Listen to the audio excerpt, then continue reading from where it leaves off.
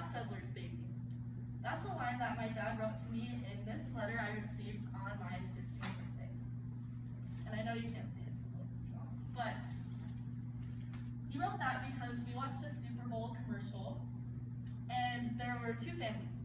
There was a family of settlers who were wearing like pioneer clothes, farming the land, and then there was a family who was of like the modern age.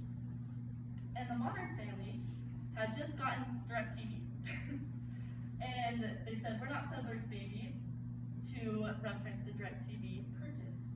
My dad thought that was hilarious. He writes it in every single letter he ever writes to me, and he uses it in his everyday speech. He likes to think of it as a lesson, and I've begun to see it as one also. To not settle for anything that is less than your expectations. My dad was never physically there on any of my birthdays, except for my first one, well, my 0th birthday. But he always made me feel special. My dad has taught me a lot of lessons throughout the years, and I'm going to share some with you guys today. My junior year of high school, I didn't make student council. I was pretty devastated because I had been on student council my 9th grade year and my sophomore year. So I went to the classroom that day, and they read out all the names of people who had made it, and I just started to cry. I cried and cried and cried all day, and I went home and I cried some more in my bed.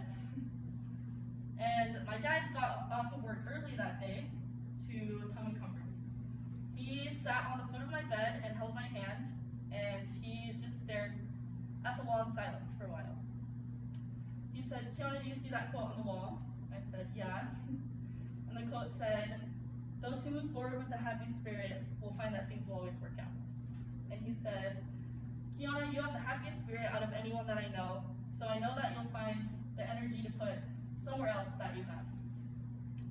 And after he taught me that life lesson, we went to go get sushi, and I cried some more. And then the next day, I continued my happy spirit. My family has something we like to call Barker leaky eye syndrome. And here's a picture of my dad. I know you can't see it very well, but he's a big man. He is very wide, very muscular, bald, super tan. He honestly looks terrifying. But he taught me that it's okay to be vulnerable with other people. He taught me that it's okay to be generous and to always look after others, even when you don't necessarily want to. And even though I don't cry, I know that it's okay to be vulnerable with other people and to always look out for others. When I was little, I had debilitating nightmares and sleep paralysis. I actually still do.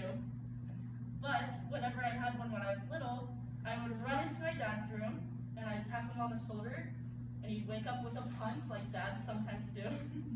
And I learned how to duck really well. But he would follow me into my room, and he would lay down and he would sing "Walking After Midnight" by Garth Brooks. And that song also has another sentimental reason for it. When my parents first met, on their 3rd date, they went to a cabin together with all of their friends. And my dad went to the convenience store and he heard that song for the first time.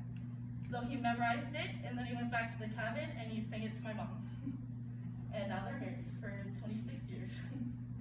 But my dad would sing that to me and comfort me, and it was also my biggest scam when I was little because I would leave him in the bed until he started snoring, and then I'd go back into my mom's room and sleep in their king-size bed instead, while he slept on my little bunk bed. My dad has taught me a lot of lessons throughout the years, but one that he didn't tell me explicitly was to love and cherish your parents, which is a lesson that I learned from him anyway, just throughout the years. And throughout this speech, I began to learn that my irreplaceable object is not the letter, but my dad.